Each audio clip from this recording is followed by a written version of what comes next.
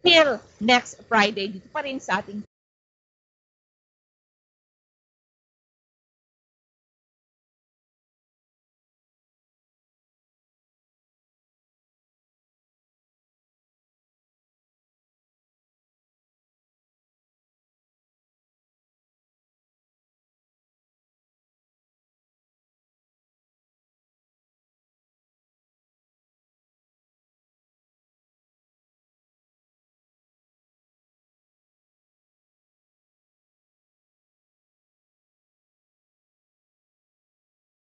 AM. Beso, mag-alcohol ka. Bes, dry na yung kamay ko, kaka-alcohol. At least patay ang mga germs at virus. Hindi ka kalat sa ibang mga gamit o kahit anong bagay na hawakan mo yung COVID. Maigi na yung sure tayo, Bes. Hindi naman mahirap gawin, di ba? Maging responsable, maging ligtas. Sarili ay pangalagaan para COVID-19 ay malabanan. We heal as one. Isang paalala mula sa Philippine Broadcasting Service, Radyo Pilipinas, Republika FM1 at Capital FM2 bilang mga mabuti at responsableng mamamayan.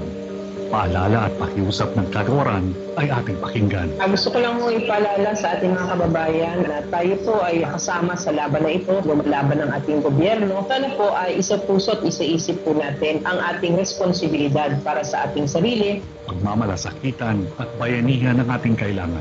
Hindi man po tayo mga medical frontliners, we can do our share to defeat coronavirus disease. Kailangan lang po, lagi natin gagawin yung ating obligasyon, no? Yung bida. Bawat po ang walang mask ay isa-sanitize lagi ang kamay, iwas hawak sa mga bagay, dumistansya na po tayo ng 1 metro at alamin po natin lagi ang tamang impormasyon. Isang mensahe mula sa DOH, KBP, Philippine Broadcasting Service, Radyo Pilipinas, Republika FM1 at Capital FM2. Laging handa.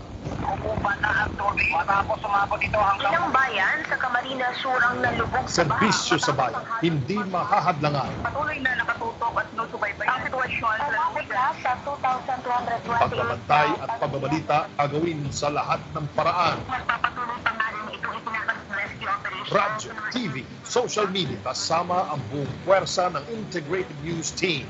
Presidential Communications Operations Office, Radio Television Malacanang, Philippine News Agency, Philippine Information Agency, People's Television, IBC 13, Balita Central, Radyo Pilipinas Nationwide. FM1 at FM2. Komprehensibong ituulat ang pinakauling sitwasyon sa ating bayan para sa kaalaman at informasyon ng bawat mamamayan. Patuloy ang pakiusap ng palasyo sa Sa anumang panahon, laging handa para sa bayan. News and current affairs, top stories of the day, business, sports, music, and entertainment. Dadalhin sa inyo ng mas pinaganda, mas pinalawak, mas pinalakas. Radyo Pilipinas. Radyo Pilipinas. 738 sa Metro Manila. Walang sinasanto. Anuman ang issue, sino man ang sangkot, hindi pagtatakpan, hindi kakampihan, papanig sa tam, at totoo lang. Walang sinasanto. Diskusyong diretso sa punto. Talakayang bigay todo si Alex Santos. Walang sinasanto. Dito sa Radyo Pilipinas, 738 AM. Hoy, magandang hapon Pilipinas, Luzon, Visayas at Mindanao. It's a Friday. We thank God it's Friday. Biyernes na naman, papasok na naman po tayo sa weekend. Makapagpapahinga na ho tayo, no? Sa haba man ng linggo, tayo po ay nagbabanat ng buto. Marami ho sa ating mga kababayan ay gusto hong makabawi kagad, no? Sa matagal ho nating pagkalugmok sa krisis. Dahil nga ho sa pandemya dulot po ng COVID-19. Okay lang ho yan. Magsipag ho tayo para tayo po'y makabangon po sa mga nagdaan pong mga pagsubok sa buhay. Ganun talaga ho yan. Kung wala naman tayong gagawin, nakahilata lang ho kayo sa inyong mga tahanan. Naku po, wala hong mangyayari ho sa inyo. Kaya kayod. Pero kailangan po, kaakibat po ng pagkakayod, kailangan po natin ng konting ingat. Ingat po tayo sa COVID-19, ingat po tayo sa disgrasya at higit sa lahat, ingat po tayo sa sunog. Nako, usong-uso ngayon po ang sunog ha. Kaya mamaya po ay pag-usapan po natin ang sunod-sunod po mga nangyaring sunog. Ano ba ho ang mga sanhi o dahilan dito po mga nangyaring pong sunog? Kapag darating pong holiday season, kapag Pasko, madalas siguro ho yan. Ano bang usual ho mga dahilan ng mga sunog? Hindi naman siguro po yan mga naiwang kandila, no? Dahil hindi naman ho tayo brown out dito sa Metro Manila at sa ilang po mga lugar. Siguro yung mga nakalipas pong dahil bagyo, na nagtumbahan po yung mga kawad ng kuryente, mga poste. Pero ngayon, wala hong brown out. Kaya wag ho tayong gumamit ng mga kandila. Siguro, ang mas maigi ho nating gawin, meron naman po mga NGOs po na nagbibigay po sila ng mga, rechargeable pong mga baterya para ho makapag-ningning sa inyo pong mga tahanan sa panahon po ng gabi. Diba? Meron po mga grupo ho dyan. Kung hindi ako nagkakamali, may mga NGOs po yan na sinusuportan po ng isa pong airline company. Hindi ko na po bambagitin. Pero kapag tayo po'y gumamit po ng mga nakakasanhi ng sunog, tulad po ng kandila at siguro yung mga binibili ho ninyong mga palamuti para ho sa Christmas tree ho ninyo, sa inyo po mga tahanan, mga substandard. Mamaya po, makikikumusta ho tayo sa Bureau of Fire Protection sa National Capital Region dahil madalas dito sa Metro Manila, no? Sunod-sunod po mga nagaganap pong sunog. Kanina lamang ho, may sunog po, malaking sunog. Ilang kaya hong mga kabahayan po ang nasunog po dyan. Later on po, makakasama ho natin si Chief Superintendent Gilbert Dolot at siya po ang ating po makakasama ho dito ho sa ating programang Walang Sinasanto, Friday edition. At mamaya po ay tatanungin na rin po natin ang update po sa Armed Forces of the Philippines dahil po may tuturing siguro ito ng kasundaluhan sa AFP na good news dahil nga hinatulan po, guilty. Guilty daw ho ang mag-asawang, ano ba pangalan itong na hinatulan po ng guilty ng lower court po dito sa Quezon City. Ito, Quezon City RTC convicts communist leaders Benito and wife Wilma Tiamzon for kidnapping and serious illegal detention. So mamaya po hingi ho tayo ng update sa AFP dahil nga ho, ang AFP ho yata ang dehado ho dito. Dahil ang kinidnap umano, hindi na siguro umano dahil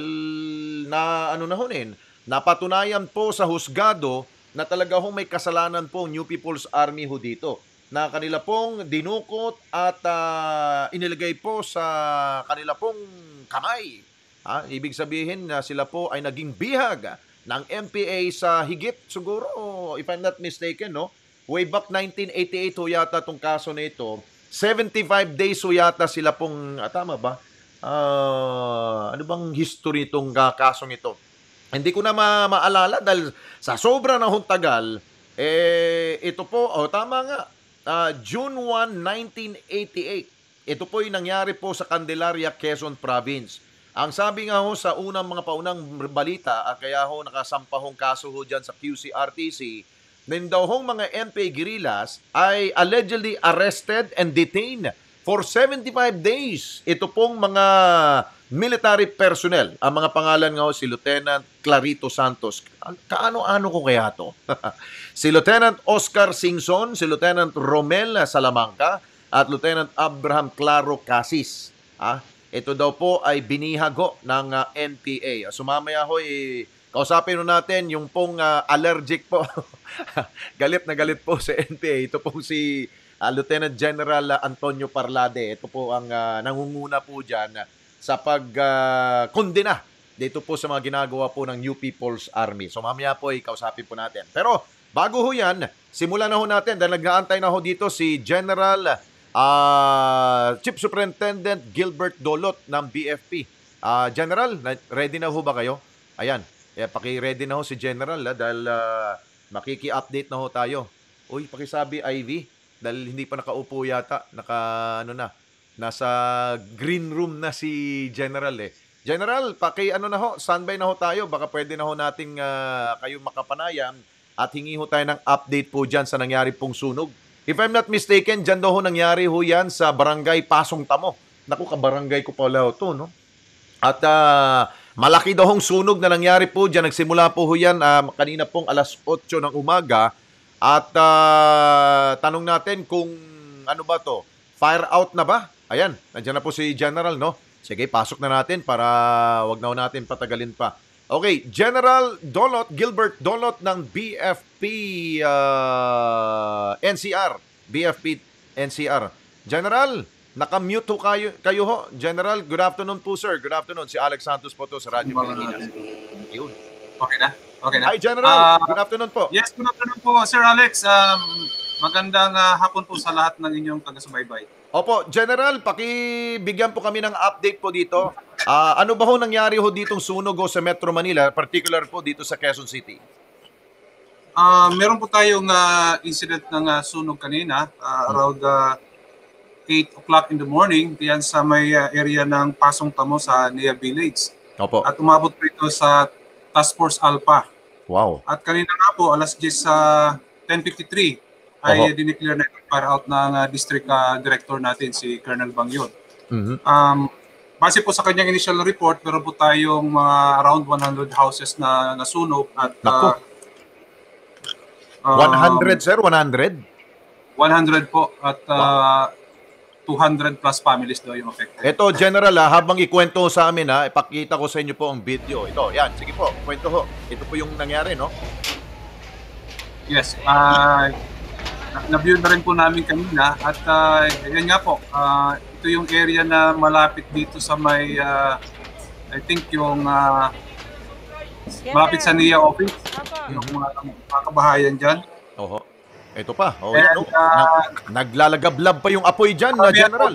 Yung karamihan po sa involved na structure natin dyan ay light materials. Tikit-tikit po ang bahay dyan.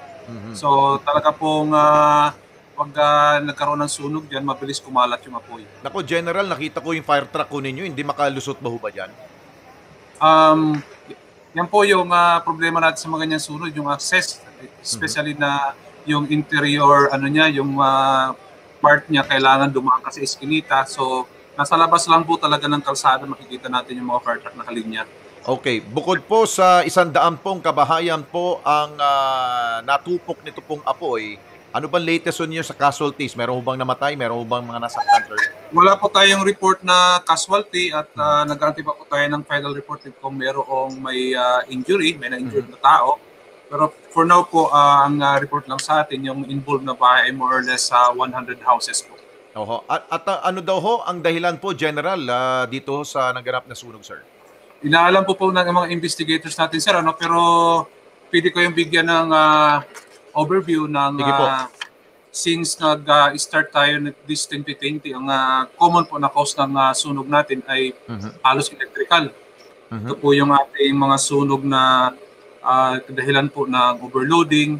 At ngayon nga po, sabi nga po natin, basis observation natin, nung pumasok yung tag-ulan, dumadami po yung sunog natin involving electrical faulty wiring. Hindi naman faulty wiring, pero ito po, kalimitan na pag tag-ulan, electrical po yung cause ng sunog kasi minsan deteriorated na yung ating electrical installation, yung ating mga wirings. Pag ito po pinaanan ng tubig, nagkakaroon talaga ng arcing. Yung po ang nagsisimula ng ignition. So ibig sabihin, ang dahilan parang narurupok po yung mga wires po, sir?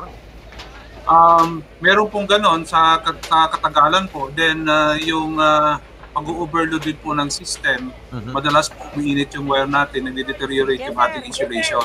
Kaya pag nag-deteriorated ang insulation natin, doon po nagsisimula yung arcing. Yung tinatawag natin, nagkakaroon ng attraction yung dalawang wire, then pwede siyang pagmula ng sunog. And sa mga ganyan pong structure, mabilis pong kumalat ang sunog, lalo pa light material yung ginagamit natin.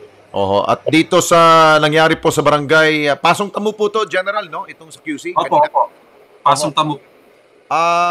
Possible kaya mga ano ba yan? Mga kandila ba yan? O mga illegal connection ng mga kuryente?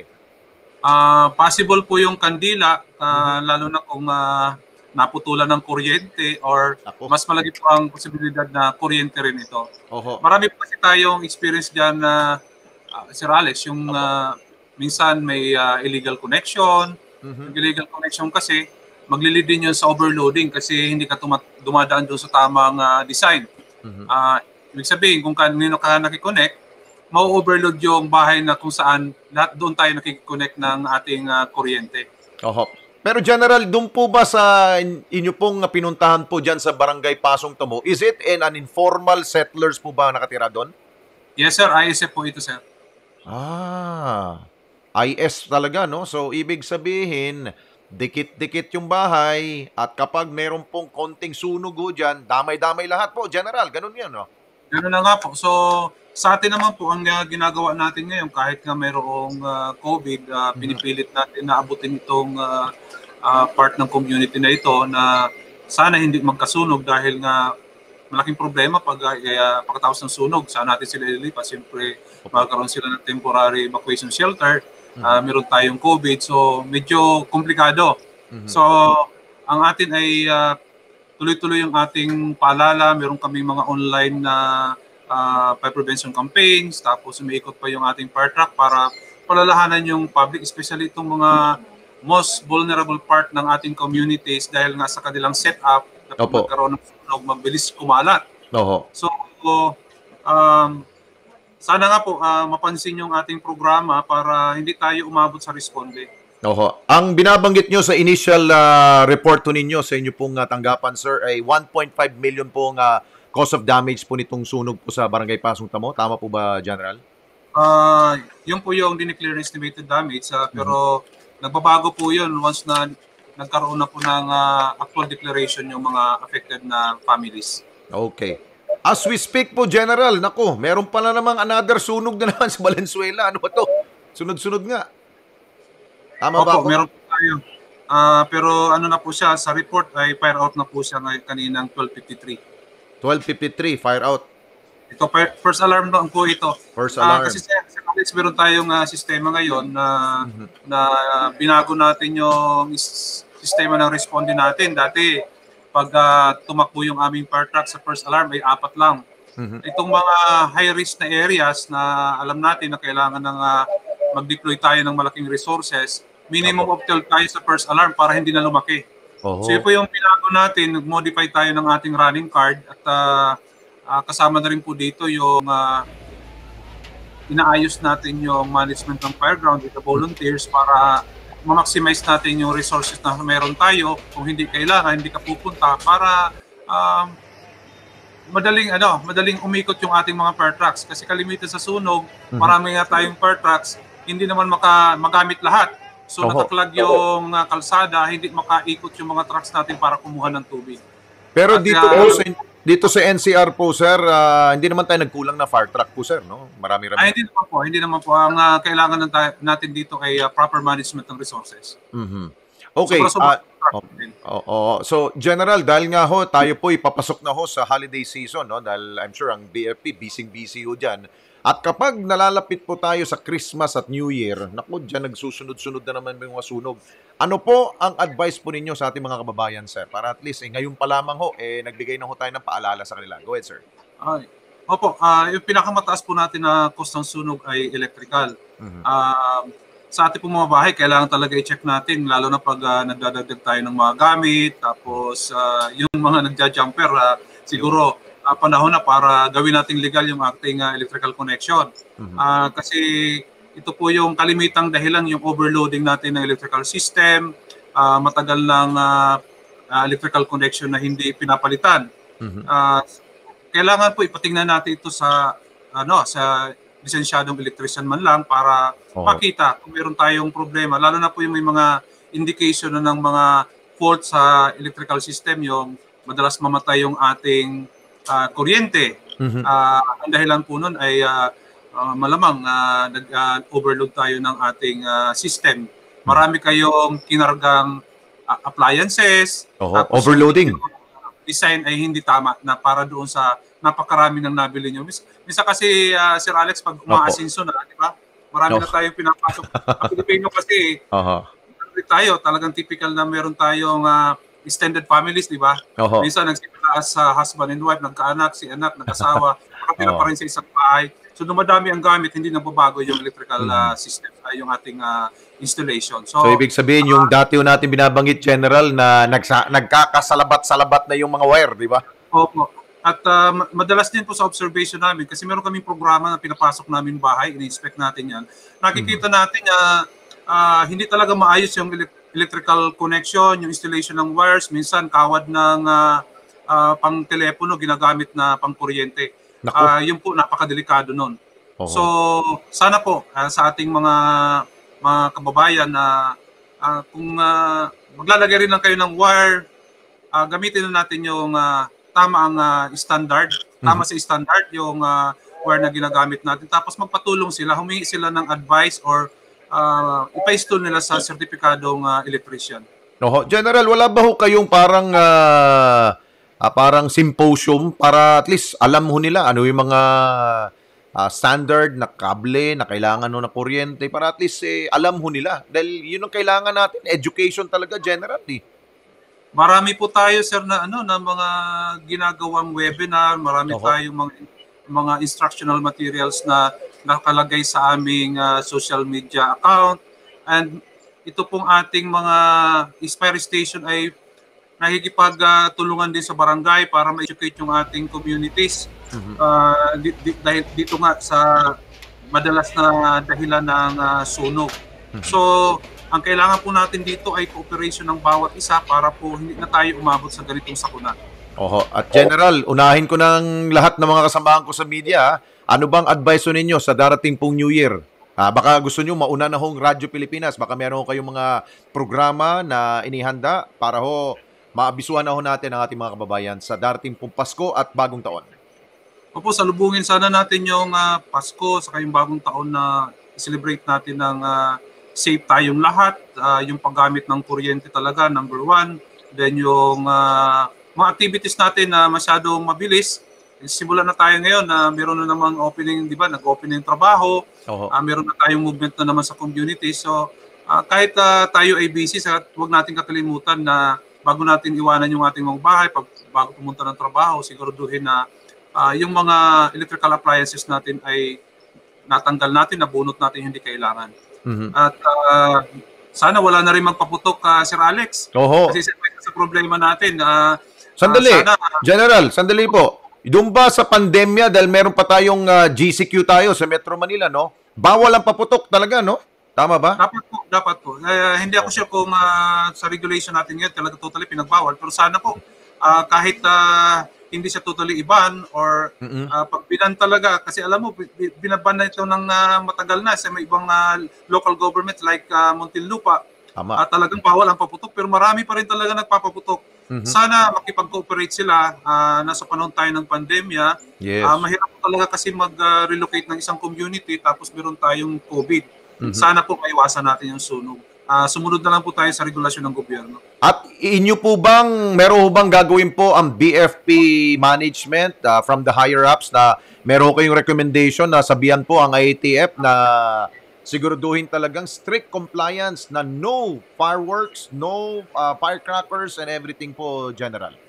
Yes po, sa end po namin, we will recommend po kung wala pa mga, pero palagay ko po ito ay ginagawa na ng ating national headquarters kasi isa po kami dito sa kumbaga kami yung nakaprintera dito pagdating doon sa sunog. So ayaw talaga namin na may nangyayaring sunog sa area natin at paano natin, kahit pa paano nakikita natin kung paano yung epekto ng sunog sa ating mga kababayan. At General, baka gusto ninyo palitan na yung Fire Month celebration ninyo. Gawin na ninyo buong buwan. Ang tawag doon, Fire Month celebration ba yung tawag doon? Fire Prevention Month po. Ayun, Fire Prevention Month. Ang Fire Prevention Month natin ay hina-highlight lang natin kasi sa month of March, parang ito yung start ng natin ng summer. Pero ang Fire Prevention po ay year-round activity po ito. Highlighted lang siya sa month of March. Pero ang effort natin, March all throughout the year, ay dapat pare-parehas. Okay, sige po. General, siguro panghuli, mga short message po ninyo sa ating po mga kababayan dito sa NCR para hindi na maulit yung mga sunog-sunog na yan. Nakakatakot talaga, no? Go ahead, sir. Opo, sa ating mga kababayan, sa mga nakikinig, sana po ay wag nating kalimutan yung unang-una yung safety ng ating bahay at kasi pag safe ang bahay ng bawat isa, safe ang buong komunidad. Lahat po ng mga bagay na piling pagsimulan sunog, yung ating mga palagi ng nagagawang pagkakamali na naglilid dito sa sunog, kagaya nung nagpabaya tayo habang nagluluto, yung safety sa kusina, safety sa paggamit ng kuryente, wag po natin kakalimutan, lalo na doon sa mga gumagamit ng kandila. Kung kayo po naputulan ng kuryente, wag pong kalimutan na patayin muna yung kandila bago matulog o bago iwanan yung bahay. Mas maganda po na wala tayong sunog, lalo na ngayon sa panahon ng pandemya, at mahirap na po yung sitwasyon natin na magkakaroon pa tayo ng relocation or evacuation. Mahirap din pumawala ng ari-arian, so mas maganda po ang iba yung pag-iingat. Okay, as always, go ahead, sir. Salamat Chief Superintendent Gilbert Dolot. Sir, thank you so much po ha. Happy weekend po. Good luck, sir, sa inyong endeavor. Salamat, Sir Alex. Thank you po. Si General Dolot ng BFP NCR. Maraming salamat po.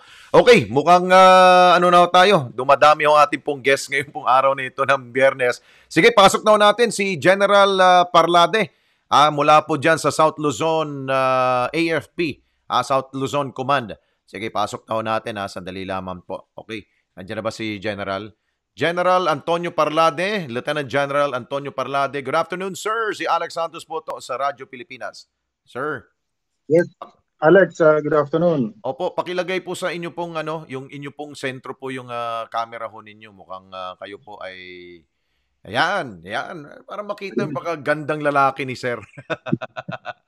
General, tingin kami ng update dahil meron pong I'm sure maaring masasabi ho ninyong ano ba, meron ho kasing lumabas na guilty verdict dito ho sa dalawa pong tinagurian pong leader po ng NPA na mga kaliwang grupo na sina Tiamson Copol. Ano daw to? Kidnapping and illegal detention na case. Ano pong masasabi po ng AFP po dito, sir? General? Ayun, inaayos pa yata ni General. General, you're on the air na ho. General? Oy, nawala. General Parlade, sir. Nawala sila, Ivy. Ito, naghang ang video ni General Parlade. Hingan kasi ho natin ng reaksyon dahil nga ho, ito, makikita ho nyo dito, si Benito at si Wilma Tiamson na sila po ay may kaso pong kinakara po dyan sa Quezon City Trial Court. At sila po, ngayon lamang po ay hinatulan pong guilty sa kaso pong illegal detention at kidnapping. Ito po ay may kaugnayan po sa matagal ng kaso, 1988, na pagdukot po at pagbihag doon po sa mga alagad po natin ng batas. Siyempre, ito po ay sa hanay po ng kasundaluhan.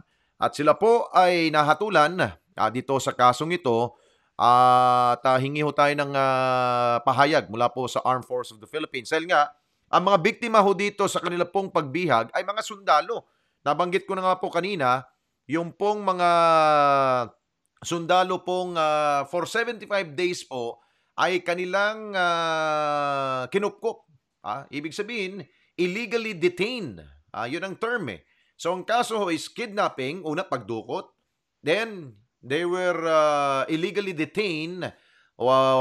Siyempre, kapag illegal detention, ibig sabihin po niyan, parang ginamitan ho ng dahas at may siguro, may pananakot at hindi ho sila makaalpas sa kanila pong kinaroroonan, which is hawak po sila ng teritoryo po ng New People's Army. So ito po ang pasya ng Regional Trial Court po ng Quezon City. So hingi po tayo ng pahayag po mula po sa AFP. IB, patawag na dahil nawala sila sa ere, naka-on naman yung aking interview natin dito na on-cam. Sige, habang inaantay natin si General Parlade, magbe-break muna tayo. Ito po ang Walang Sinasanto. Oras natin, 1:27 na po ng hapon. Panatilihing masaya ang paglilibang. Ang paglalaro sa kasino ay para sa may edad 21 pataas lamang. Magtakda ng oras at limitahan ang gastos sa paglalaro. Huwag magsugal kung nalulungkot. Huwag hayaang makasira ng buhay at pamilya. Para sa impormasyon ukol sa responsible gaming, tumawag lamang sa hotline 521-0957 o bisitahin ang www.pagcor.ph/regulatory.php. Isang mensahe mula sa Pagcor. Keep it fun. Game responsibly. Ang Red Horse Beer, siglakas nating Pinoy. Di patatalo at di patutumba. Mga tulos, sabay nating haharapin. Sabay tayong lalaban. Yan ang lakas ng Pinoy. Lakas ng Red Horse Beer. Lakas ng tama, pero di wasak.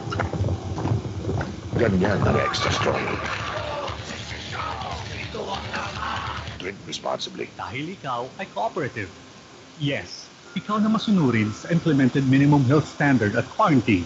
Bilang sa kaso ng COVID-19 ay napababa na natin. People followed. That meant a lot and contributed that there's flattening of cases. Ang sarap po sa tenga ng good news, di ba? Pero people, please don't forget. Remember, the lessening of contamination is not because COVID-19 is gone. It is there, floating. Kaya tara, pioneeran tayo. Sa lifestyle nating new normal, let us all be the solution. The key to winning this war against COVID is the collective resolve for the people to remain healthy and maintain the protocols that you are now practicing. Together, we can beat the virus. Together, we heal as one. Isang mensahe mula sa DOH, ABP, PCOO, Philippine Broadcasting Service, Radyo Pilipinas, Republika FM1 at Capital FM2. Alam niyo bang 4.26% lamang ay inyong buwanang bayad sa kuryente ang napupunta sa pagpapatakbo ng pambansang daluyan ng kuryente? Mula nang naisa pribado ang power transmission operations, tuloy-tuloy na ang pagbaba ng transmission charges. Sa bawat pisong binabayad ninyo, 0.04 centavos lamang ang napupunta sa NGCP upang panatilihing maayos at tuloy-tuloy ang daloy ng kuryente patungo sa inyong lugar at saan man sa bansa. Sa ilalim ng NGCP, mas mababang singil, sigurado pa ang mahusay na serbisyo sa transmisyon ng kuryente. Ang abisong ito ay mula sa NGCP. Talakayan, komentaryo at meron pang serbisyo publiko. Walang sinasanto. Walang sinasanto. Kasama si Alex Santos dito sa Radyo Pilipinas 738 AM. Okay, nagbabalik po ang inyo pong walang sinasanto. Dito pa rin po yan sa hashtag laging handa na stasyon, ang Radyo Pilipinas. At dito po ang walang sinasanto. Okay, balikan natin si Lieutenant General Antonio Parlade na kanina po ay nawala po yung signal nila. No? Ito, nagbabalik po sila. General, good afternoon again, sir. Alex Santos po. Yes, good afternoon, Alex. Opo, sinabi ko po kanina, hinihingi po namin ang inyo pong reaksyon dahil nga ho, naglabas ho ng hatol ito pong RTC ho ng Quezon City with regards sa kaso ho, laban ho sa magkaasawa hong Tiamzon. Ito po may kinalaman po sa pagkidnap pala ho sa mga tauhan po ng AFP po, sir, no? Yes, napakatagal na yung incident na yan, kidnapping incident. Opo. Si Lieutenant Cassis noon ay tinyente pa, pero retired na siya 2 years ago, nag-retire na siya sa Armed Forces at mabuti naman kahit na papaano ay nakahabol itong guilty verdict na ito against the Champions. Oho, so masasabi ho ba natin na victory po to para ho sa AFP, sir? Yeah, definitely. Actually, may tatlo pang kasama yan Yes, may tatlo pa siyang kasama, si Lieutenant Cassis. Dito sa kasong ito, na-kidnap sila sa Quezon. Definitely, victory ito kasi hindi naman talaga tayo papayag na itong mga Communist Party of the Philippines, NPAs na ito ay nangingidnap. At patuloy ang kanilang pagkikidnap ng mga KAFGU, ng mga former rebels, hindi lang mga military, kasama pati mga kapulisan. Oho, pero General, ang kanila pong ang pahayag po ng grupo ho ni Tiamzon, they are considered as political prisoner at hindi daw ho sila gumagawa ho ng pangingidnap at yung illegal detention na yan. Bakit nga ba ho sila nadamay ho dito? Ano bang nakikita? Dahil ba sila po leader ho ba doon sa pangkat na yan, sir? Na nag-kidnap po sa mga sundalo natin? Yes, definitely. Sila yung sa kanila nanggaling yung utos. Actually, yun eh. Sa kanila nanggaling yung utos, although ang nag-execute niyan ay yung NPA dito sa Bondok Peninsula. But napakaliwanag na yung direksyon ay nanggaling sa higher command, which includes itong Chamson couple na ito. Oho. At bukod doon sa nakuha nating hustisya para po doon sa, tama po ba 75 days po silang naging naging bihag po ng NPA po, sir? If I remember it right, yes, mga 75 days. Tagal, no? Or a little longer. Medyo matagal-tagal din. Tagal-tagal din niya pinag-usapan yung issue na yan. Oho. Pero matagal lang ha. Kasi tiniente pa sila noon. Ako second lieutenant lang noon. Okay, ngayon, dahil kung pagbabasehan po natin ito pong hatol ng korte ngayon, ano ang connection nito ngayon sa pinaglalaban ho ng AFP ngayon with regards po sa communism at yung ginagawa ho ng NPA ngayon, sir? Like I said, continuous ang kidnapping na ginagawa nitong New People's Army. So this will serve as a precedent. Actually, ang dami pa nating finala ng kaso. If you remember, even si Saturo Campo at saka ito si Congresswoman Franz Castro ng ACT ay nakasuhan din ng kidnapping. Although this time hindi naman military yung kanilang kinidnap, kundi yung mga minor de edad na mga indigenous peoples dun sa Davao. Opo. So yes, patuloy ang kidnapping na nangyayari, and this would be a good precedent para meron ng jurisprudence dyan sa bagay na yan, at hindi po pwedeng i-claim nila na this is a political activity, a political act. No, it's a criminal act definitely. So maganda itong implication itong decision na ito. So masasabi ho ninyo, General, dahil po dito sa guilty verdict nito, maghihinay-hinay ngayon po ang NPA. Oh yes, definitely. At saka yung leadership. Kasi ang NPA po, hindi naman yan kumikilos na walang direksyon ng kanilang political officers. In which case, ang kanilang mga political officers at saka yung kanilang secretaries are members of the Communist Party of the Philippines. And timely ito. I hope dun sa proscription proceedings ng anti-terror law next week, madesisyonan na at ma-proscribe na itong Communist Party of the Philippines, NPA-NDF, as a terrorist organization. So ito na yun. These are supporting jurisprudence na makakatulong sa atin para habulin natin sila. Itong kamay ng batas ay finally makahabol dito sa mga CPP-NPA na ito. Kasama na possibly itong mga members ng Makabayang Black or Kamatayang Black, tawag namin dyan. By the way, General, as we speak, bukod dito kanila Tiamson couple na ito, meron po ba mga malalaki po, mga official po ng pangkat na yan na on the loose? Nandiyan pa rin sa mga kabundukan, nag-uutos pa rin. Meron pa rin po ba, General? Pinawala si General. Tuloy naman yung... Yan, go ahead. Go ahead po, sir. Yes, definitely. Kasi patuloy naman yung operations nila at hindi pwedeng mawala ng direksyon. So even if, for instance, last time nahuli ito itong mga Chamson, meron yan pumapalit. May pumapalit sa kanila sa leadership. But I don't know kung nakarating sa inyo yung balita na ito sina Topacio na head ng National Military Commission ay recently inaaresto natin sa Antipolo Rizal kahapon. Namatay kasama ang kanyang party wife na si Magpantay. So sila ay lumaban. Si Magpantay, by the way, is also head of the National Education Bureau ng Communist Party of the Philippines. So napakataas nitong mga opisyalis na ito. Si Topacio, for instance, ay ang equivalent niya ay Secretary of National Defense.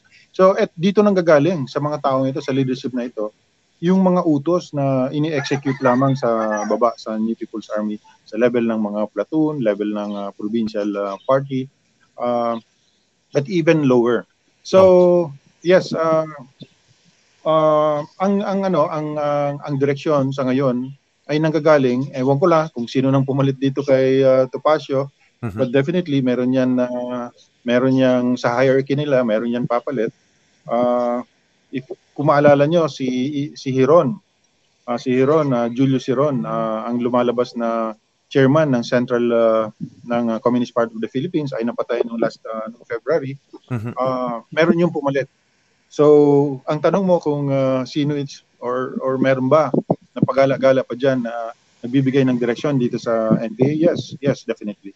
Oho. Pero General, with this guilty verdict po, doon po kay Tiamson, dahil mga kilala ho yan, no? Mga higher-ups po yan sa grupo, are we expecting a retaliation po dito, sir?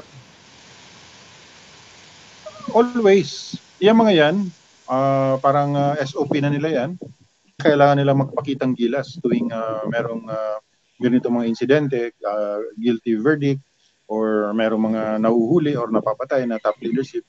Palagi yan, meron yan silang mga plano. But yes, wala na silang ganung capability. Nakikita na natin kung paano nagka-crumble ang leadership ng Communist Party of the Philippines. Sunod-sunod, itong mga nahuhuli natin, ng mga top leaders. In fact, nandito ako sa field sa ngayon. Meron na namang dalawang mataas na pinuno ng NPA. Platoon leader yung isa at saka yung isa ay mataas din, logistics, but mataas ang kanyang pwesto. Sila ay nag-surrender na. Yung isa, member pa ng main regional guerrilla unit. Ito yung mga veterano nila. And yet, sila ngayon ay sabay-sabay na sumusuko.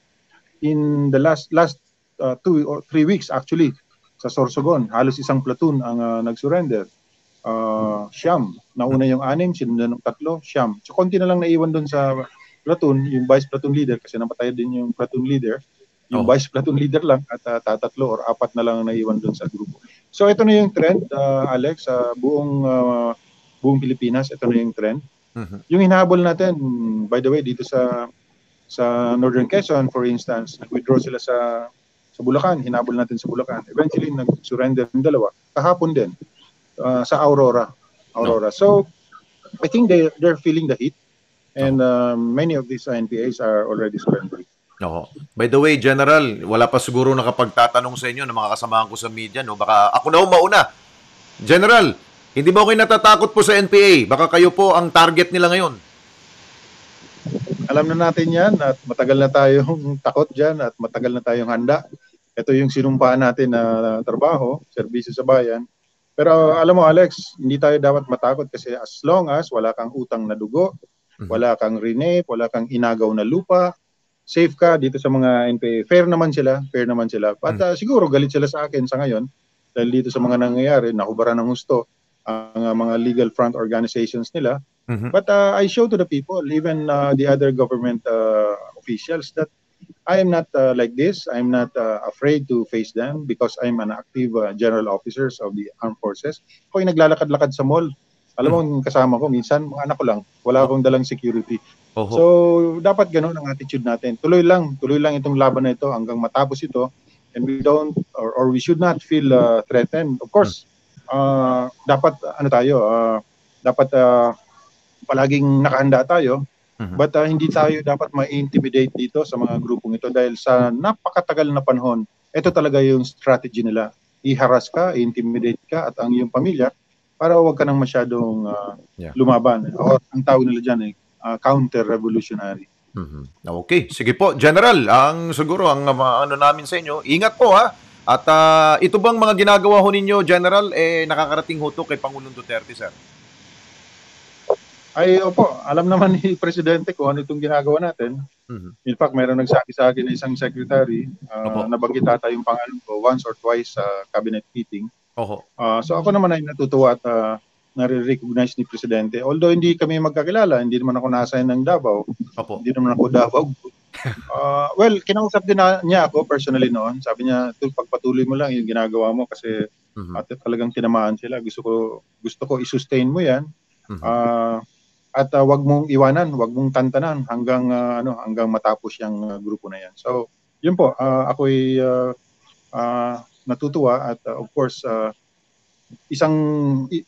ito lang ang presidente talaga na naringgan natin ng ganitong suporta na nakita natin yung suporta sa kanyang armed forces. At saka suporta niya sa armed forces. Mabuti na banggit mo yan, General, no? Dahil siguro ako, kinukompare ko na rin mga previous administration. Walang backing from the higher-ups, no? Mga presidente at iniiwan po yung mga mismong talagang tuloy-tuloy po laban dito sa terrorism, sa communism, yung marahas na pangguguluho nito pong mga kalaban ng ating pong bayan.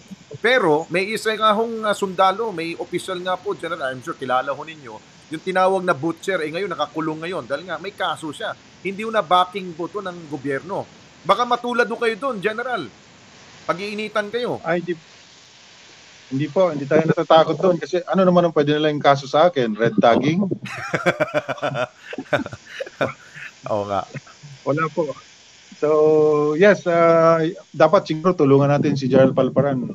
Siguro naman yung korte dapat ma-review yung kaso niya kasi alam ko kahit na yung security niya na napicturean lang ng karapatan doon sa isang hearing na bagong saltan security niya nakakulong po ngayon. So I think that's not a fair judgment at all. So kinakailangan ma-review talaga yung kaso ni Gerald Palparan at saka yung mga kasama niyang nakakulong ngayon. Okay. General, mukhang marami-rami ako na tanong sa inyo. Thank you so much po. Happy weekend. Ingat po kayo lagi, sir. Stay safe, sir. Thank you, Alex. Thank you sa ating mga tagapakinig. Salamat po. Salamat po. Si Lieutenant General Antonio Parlade po ng South Luzon Command ng AFP. Ayun na. Hindi po siya natatakot. Pero wala naman sigurong gagalaw sa kanya dahil nga, unang-una, ang pinaglalaban po niya para ho sa kaligtasan po ng lahat. Hindi po to siya galit po sa sinumang lumalaban. Depende na siguro kung ang inyo pong ginagawa sa inyo pong pangontra sa gobyerno talagang gusto nyong pataubin ang liderato ho ng kasulukuyang pong administrasyon, bawal ho yun. Masama ho yun. Pero kung pinaglalaban ho ninyo yung dati hong mga pananaw na for equality, kung meron naman talaga hong pang-aabuso, gusto ninyo equality at patas, may demokrasya, okay yung pinaglalaban ninyo. Pero in a way na meron na hong mga banditry, may mga kidnapping na po dyan, mga illegal activities, naku po, yan po ba'y kailangan pa bang suportahan? Di ba hindi na ho yan? Pangingikil na ho yan at parang ginagawa na ho nilang negosyo. Baka nga siguro parang ano na ho yan criminal act na po yan. Sana po ay layuan po natin. Kung gusto ninyo ibalik yung mga nasa una po talagang lumalaban dahil nga may inequality, okay ho yun. That's the essence of fighting the government. Pero pag pinag-uusapan to na maganda naman ang lakad ng gobyerno ngayon, wala namang inaalipusta, wala namang pong agrabyado ngayon, patas-patas o tayo ngayon, bakit pa kayo lalaban? Di ba? Kasi mas mabuti po ay sumurrender na kayo dahil yung inyong mga boss nandun, nagpapahinga po sa abroad. Magbabalik po tayo, 1:45 na po ng hapon. Ang Red Horse Bill, singlakas nating Pinoy. Di matatalo at di matutumba. Bawat unos, sabay nating haharapin. Sabay tayong lalaban. Yan ang lakas ng Pinoy. Lakas ng Red Horse Beer. Lakas ng tama, pero di wasak. Ganyan ang extra strong. Drink responsibly. May ilan mang mga nagsamantala sa unang Bayanihan Act. Ang pagkalakda ng Pangulong Duterte sa Bayanihan 2 ay katumbas ng katiyakang patuloy ang daloy ng ayuda sa pamilyang Pilipino. Sa bisa ng Bayanihan 2, ang bawat apektadong sektor ay makatatanggap ng suporta. Mga abusado sa ayuda ba'y makakalusot pa? Mga pasaway kaya ay muling pag-iinitan ng Bayanihan 2 na saklolo ng gobyerno sa mamamayang Pilipino o sa ibinabang parusa, sila ay nagtanda na. Sundan ang mga ulat at akbangin ng pamahalaan sa laban kontra COVID-19. Patas sa pagbabalita. Radyo Pilipinas. Laging handa. Upupan na ang tubig. Baka ako sumabot ito hanggang... Ilang bayan sa Camarines Sur ang nalubog sa baha. Serbisyo sa bayan, hindi mahahadlangan. Patuloy na nakatutok at nusubaybay ang sitwasyon sa lugar. Sa 2,228. Pagbabantay at pagbabalita gagawin sa lahat ng paraan. Magpapatuloy pa nga rin itong itinatag rescue operation. Radyo, TV, social media, kasama ang buong puwersa ng Integrated News Team. Presidential Communications Operations Office, Radio Television Malacanang, Philippine News Agency, Philippine Information Agency, People's Television, IBC 13, Balita Central, Radyo Pilipinas Nationwide, FM1 at FM2. Komprehensibong ituulat ang pinakauling sitwasyon sa ating bayan para sa kaalaman at informasyon ng bawat mamamayan. Patuloy ang pakiusap ng palasyo sa Sa anumang panahon, laging handa para sa bayan. Mataba, ngunit patas. Matalino at matatas. Alex Santos sa Walang Sinasanto sa Radyo Pilipinas. 738 AM. Okay, we have, ilan na lang ba? 8 minutes to go, no? Bago ho, mag 1:55. Doon po tayo lilisan ho. Dahil nga ho, hindi tayo pwede mag-overtime. So, kuha muna tayo ng mga reports mula ho sa probinsya. Simulan po natin ito tungkol po sa COVID, no? COVID-19 Temporary Treatment and Monitoring Facilities sa Mountain Province. In-inspeksyon na ho. Detalye mula kay Zef Bosongan. Zef, go ahead! Radyo Pilipinas, report. Ininspeksyon ang katatapos na COVID-19 Temporary Treatment and Monitoring Facility sa bayan ng Booco dito sa Mountain Province.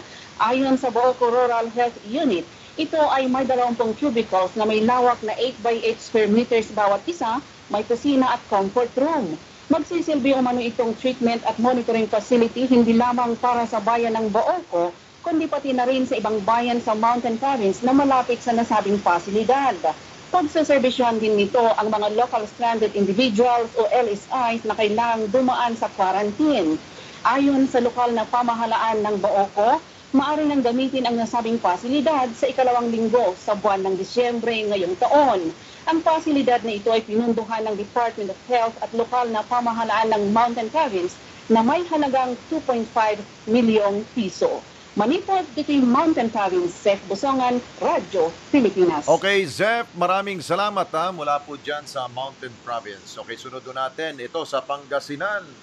Tama, no? Sa Pangasinan. Urdaneta, Bypass Road, malapit nang matapos. Ayon po sa DPWH.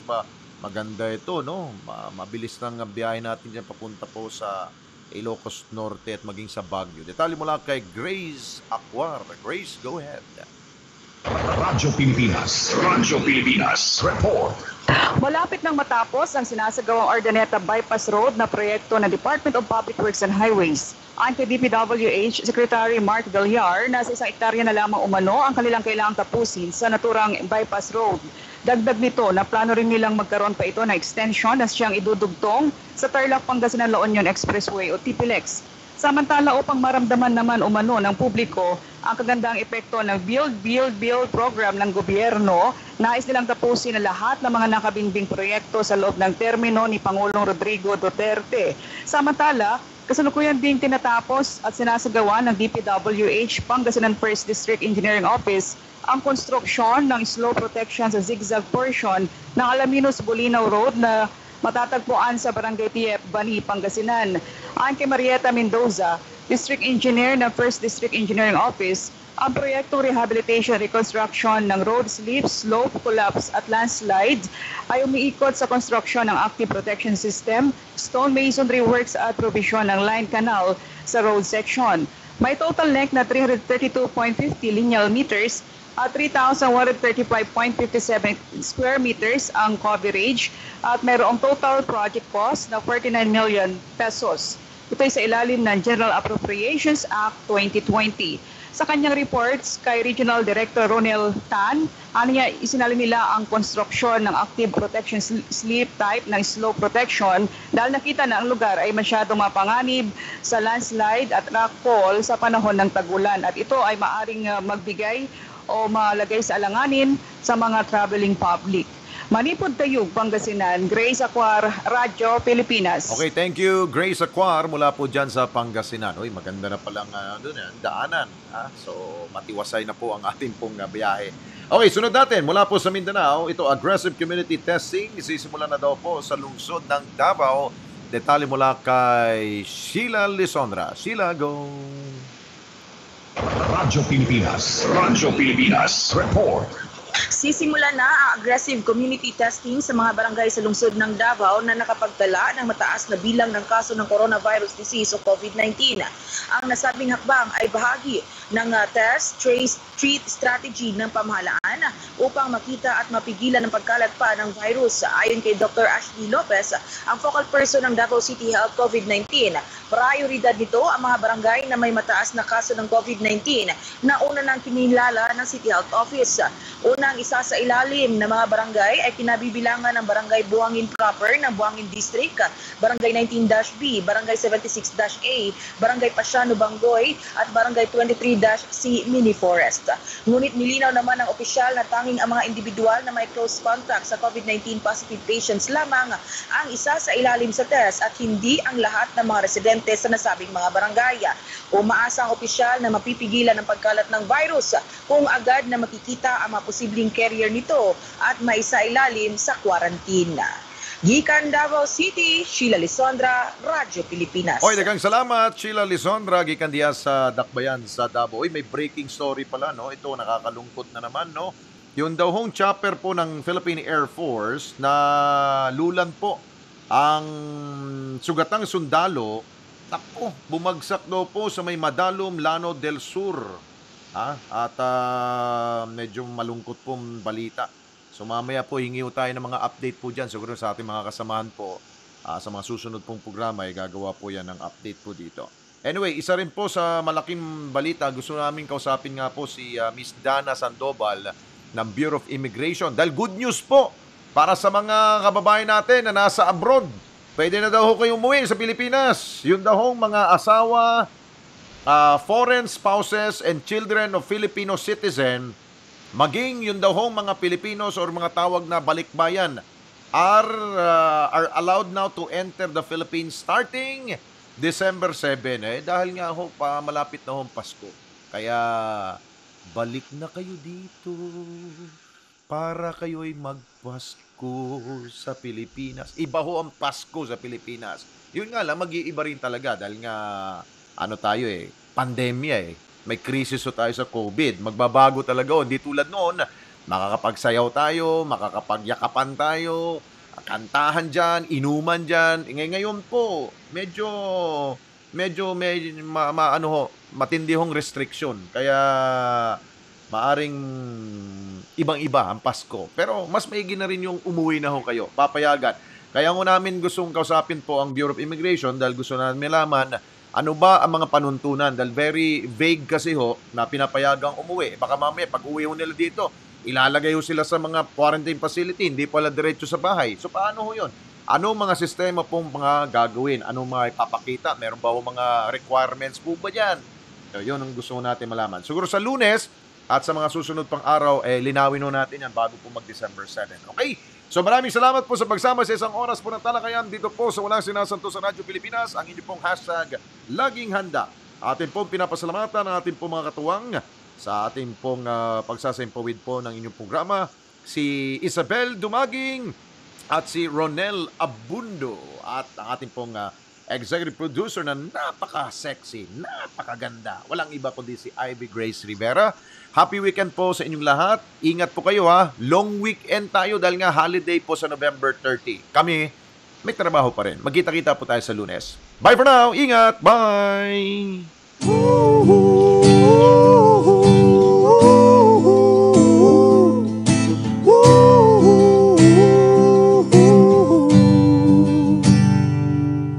Di ka umaatras sa sakit na marahas. Kailangan mong magpalakas para sila'y mailigtas. Buwis ang iyong buhay, handang matanggap pag ika'y mamatay. Asawa't anak na hindi masilayan, pamilya mong iiwang luhaan. Masdan nyo ang mundo, isip ay mulat, magigising lahat. Paglaban nyo ang mundo, kung magkaisang lahat, hihilom ang sugat.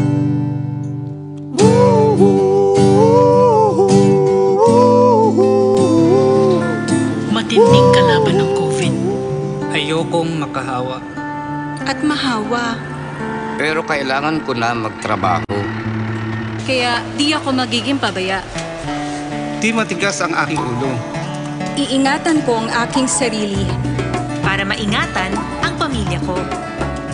Ito ang ambag ko. Ako. Ikaw. Lahat tayo. Sama-sama nating Mayaangat ang bayan. Basta't sama-sama tayo. Sa pag-ingat buhay. Para sa ating hanap buhay. Mask, hugas, iwas. Higit sa pagbabalita, masusing investigasyon. Kung kailangan ng paglilinaw, talakayang napapanahon. Sa pagkalap ng istorya, sumusugod sa aksyon. At sa ngala ng katotohanan, matapang na paglalahad na may kagyat na solusyon. Bendijo, Querer, Santos, Tulfo, Sanib Puwersa para sa dekalibreng balitaan sa Ulat Bayan.